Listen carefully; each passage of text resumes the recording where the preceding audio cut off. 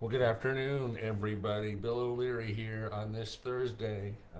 It is the 25th of May, 2023, and coming to you live. So, this is something that I do that we call our Thirsty Thursday series. And so, every Thursday, what I do is I go live and talk about something that I've stumbled across or been asked about in what I do. So, I'm an attorney. I do estate planning and I do probate and elder law. My firm is Legacy Planning Law Group here in Jacksonville, Florida. So if you're thirsting for knowledge, you've come to the right place. Interesting topic today because I was actually asked about this about a week ago, and I said, hey, why don't I talk about it? Frequent flyer miles, what happens to them when you pass away? Do frequent flyer miles expire when you die? So look, as I'm sure many of you know, you accumulate these miles. You may use them, to save money on a trip and whatnot. But what happens to them when you die? Because they certainly, as you accumulate them, they do generate and create value. So, can a spouse or your heirs inherit them, or do the miles simply evaporate, sort of like the contrail in the sky that trails a plane? What I have found is whether you can inherit them really is an airline by airline thing.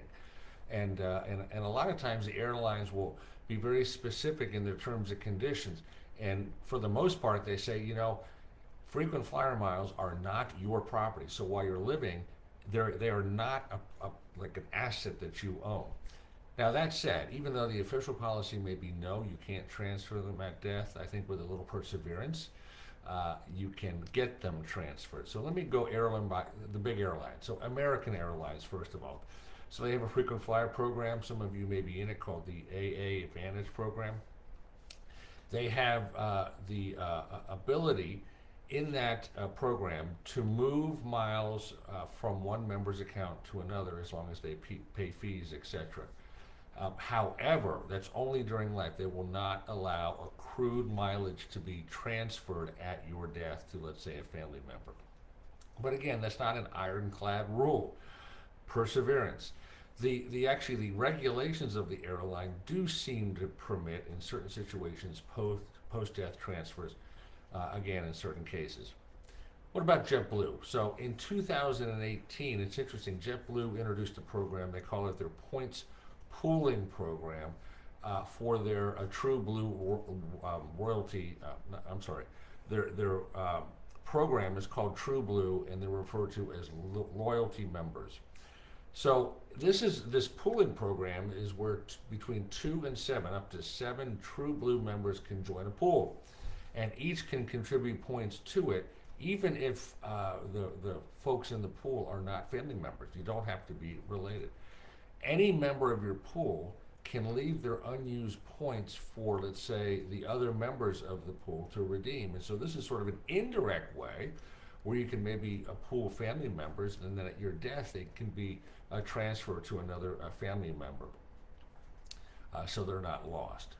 United Airlines. So they have what's called the Mileage Plus program, and it may be possible at United to transfer accumulated miles upon death of the program member. And similar to American, what United does is it says in its rules that it might allow the transfer of unused points at death at the sole discretion of the airline. So take that for what it's worth. What about Delta, their SkyMiles program? They have an internal procedure to make it possible to transfer unused points. And so what Delta does is they charge currently 1 cent for each mile that is transferred, plus there's a small processing fee. Miles can be transferred in increments of 1,000 miles. And the maximum that can be transferred from one SkyMiles account to another is 150,000 miles per year.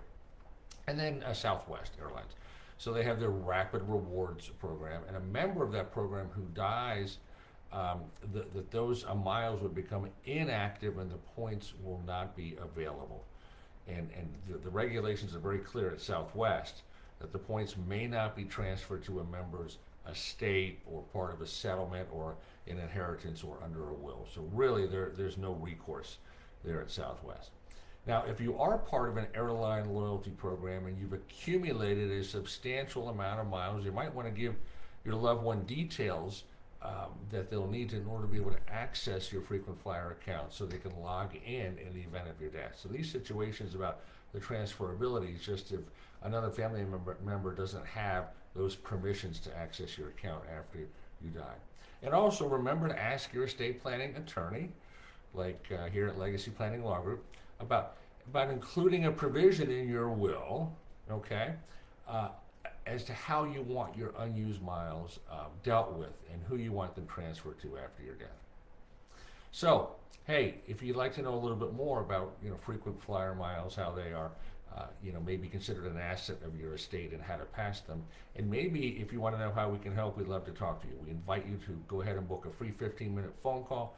Go to our website, legacyplanninglawgroup.com, and just select, there's a button there on the home page and other pages as well. Schedule a free discovery call. Click on it, and straight to a calendar. You'll be brought, pick a time that works for you. We'll jump on the call. That call, by the way, is complimentary. We call it our discovery phone call. If you've enjoyed this video, we'd ask that you like it, better yet share it. And hey, our YouTube channel, we keep putting up more and more videos on our YouTube channel. And so do subscribe, Legacy Planning Law Group. So hope you've enjoyed this talk about frequent flyer miles and whether they expire at your death. I'm going to give another talk next Thursday at about the same time as part of our Thirsty Thursday series. So if you're thirsting for knowledge, we will quench your thirst. So Bill O'Leary signing off for now. Go make it a great day. Have a great Memorial Day weekend and make it a better world.